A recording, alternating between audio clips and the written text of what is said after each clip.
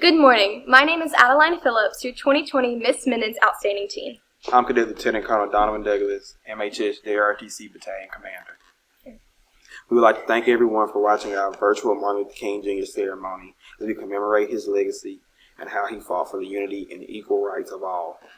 The theme for today's ceremony is Keep Moving Forward, as we strive every day to push the purpose of MLK's life and his legacy he left for us to follow. It is imperative that every year we remind each student of how he helped to break the barrier not between African Americans and whites, but between all people despite our differences.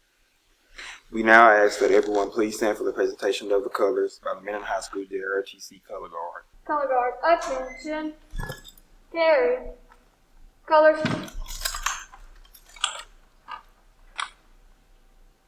Forward, march.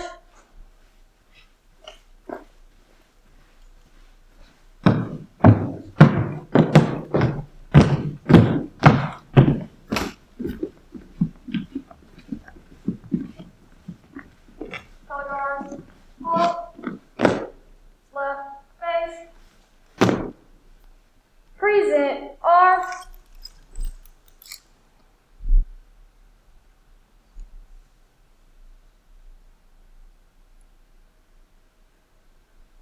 Order, arms. Right face. Forward, march. And next we will have Pledge and Prayer by Michael Dozier. I pledge allegiance to the flag of the United States of America and to the republic which stands, one nation, under God, indivisible, with liberty and justice for all. Martin Luther King Jr. put forth a simple mandate. The only judgment that should be made about another human is based on nothing but the content of their character. Race, religion, social class, country of origin, political affiliation, occupation, or gender could not change the simple fact that each of us is a human being and therefore have much more in common than the differences we possess. As one of the most prominent civil rights leaders, he opened all doors for equality and led us to a road of liberty for all, but it can only be paved when there is justice for all. Next, we will have the infamous MLK speech, I Have a Dream. So even though we face the difficulties of today and tomorrow, I still have a dream. It is a dream deeply rooted in the American dream. I have a dream that one day this nation will rise up and live out the true meaning of its creed. We hold these truths to be self-evident, that all men are created equal.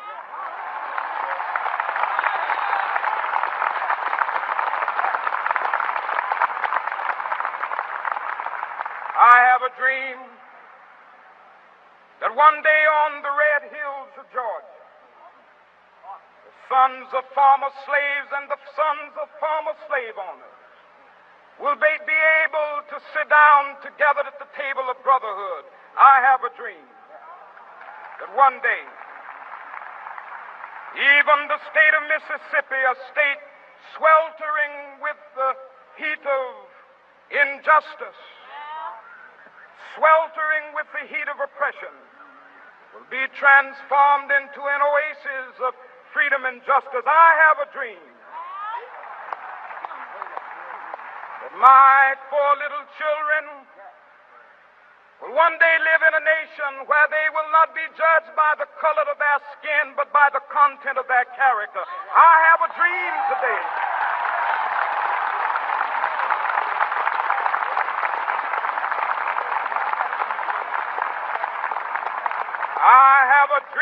that one day down in Alabama, with its vicious racists, with its governor having his lips dripping with the words of interposition and nullification, one day right there in Alabama, little black boys and black girls will be able to join hands with little white boys and white girls as sisters and brothers. I have a dream today.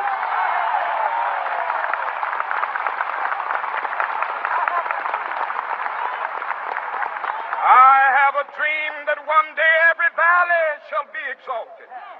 And every hill and mountain shall be made low, the rough places will be made plain, and the crooked places will be made straight, and the glory of the Lord shall be revealed, and all flesh shall see it together.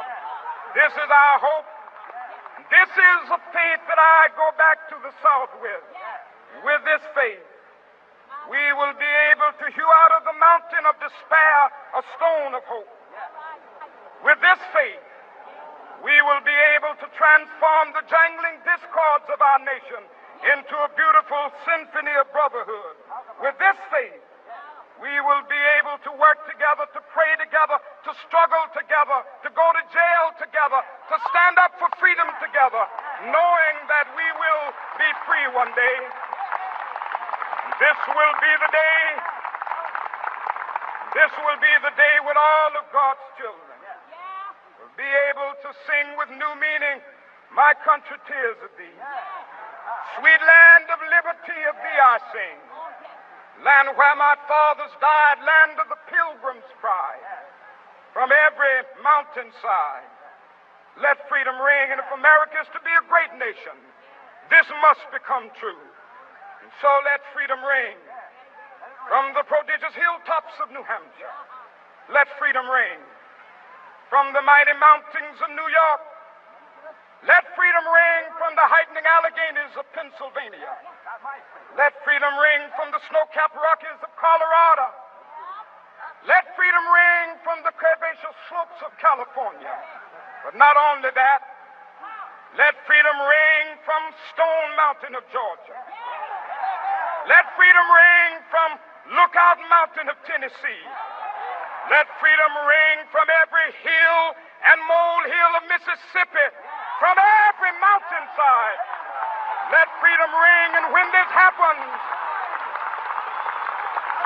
and when we allow freedom ring, when we let it ring from every village and every hamlet, from every state and every city, we will be able to speed up that day when all of God's children, black men and white men, Jews and Gentiles, Protestants and Catholics, will be able to join hands and sing in the words of the old Negro spiritual, "Free at last, free at last, thank God Almighty, we are free at last." The Crimson Chorus, led by Miss God, will be performing "We Shall Overcome."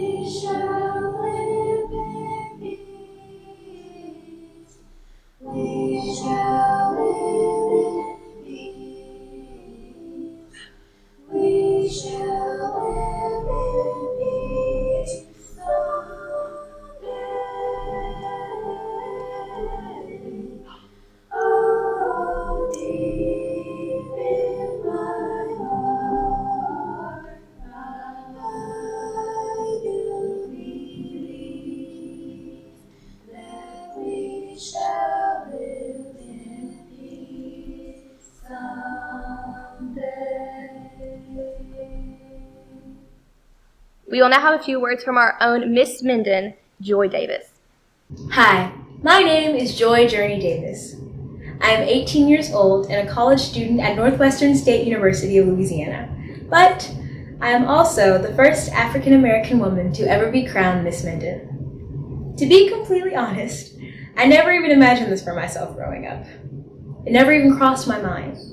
Until one day when I did some research and I realized that no African American woman had ever won the pageant before. I entered the pageant because I thought that it would be good for little black girls in our community to see someone who looked like them in that position. When I won, it took some time for me to understand the magnitude of what that meant for myself as well as the African American community in our town. But it also led me into a spell of reflection. I thought about groundbreakers like Martin Luther King Jr., Thurgood Marshall, Rosa Parks, and Ella Baker. They are the real heroes who made it possible for me to even be in this position. Their tireless work during the Civil Rights Movement reshaped the United States and created more opportunities for black people as well as other people of color. They fought for the truth, that if all people are truly created equal, as our Constitution claims, then they should be treated as equals. In 1983, Martin Luther King Jr. Day was finally approved as a federal holiday and became a state holiday in all 50 states in 2000. On MLK Day, people are encouraged to use their day off to serve their community, from providing food to those in need to taking the steps to create more discussions concerning equality and equity. Martin Luther King Jr. was a pillar of strength in the African American community. He stood for equality, justice, peace, and love. His legacy lives on in the hearts of his loved ones, but also in the hearts of people that he touched in this nation and across the world. Martin Luther King Jr.'s dream is still relevant to this day, and because of that dream, I have opportunities that my ancestors could not even imagine. His legacy lives on in every single person that believes that people should not be judged by the color of their skin, but by the content of their character. If Martin Luther King Jr. were here today, he would encourage you to dream big, believe big, and act big. If you want to make change in this world, never let anyone tell you that it is not possible because of your race, ethnicity, nationality, disability, sex, sexual orientation, or religion. Believe in yourself, and know that you have the strength of the groundbreakers of the past, like Martin Luther King Jr. behind you. To quote MLK, faith is taking the first step, even when you don't see the whole staircase. Do not be afraid to act toward change, but enthusiastic to create your own legacy in this world. Thank you. Martin Luther King Jr. stood for the progression of equality as well as the development of unity among individuals. Martin Luther King Jr. once said, "If you can't fly, then run. If you can't run, then walk. If you can't walk, then crawl. But whatever you do, keep moving forward." Again, I would like to thank everyone for watching our virtual Martin Luther King Jr. ceremony. I would also like to thank Ms. Frazier and Ms. Wilson for trusting in Adeline, myself, and everyone else who played a part to make this ceremony possible.